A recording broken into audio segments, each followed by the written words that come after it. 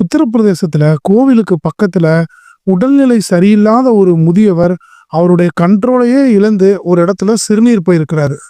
அவர் சிறுநீர் கழிச்ச அந்த இடத்த அவருடைய நாக்காலேயே சுத்தப்படுத்த சொல்லி ஒரு கொடூரமான செயலை நிகழ்த்தி இருக்கிறாங்க அந்த கோயில்ல உள்ள சில பேர்.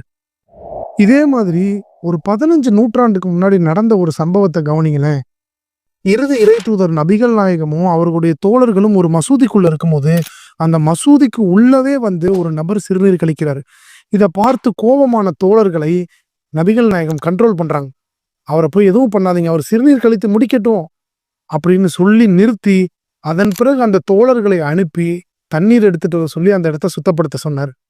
ஒரு மனிதர் சக மனிதர்களோடு எப்படி நடந்துக்கணும் அப்படிங்கிறத பிராக்டிக்கலா வாழ்ந்து காட்டுறதுக்காக இறைவனால இந்த அகில உலகத்தார் அனைவருக்கும் அருட்கொடையாக அனுப்பப்பட்டவர் தாங்க இந்த இறுதி இறை தூதர் நபிகள் நாயகம் அவர்கள்.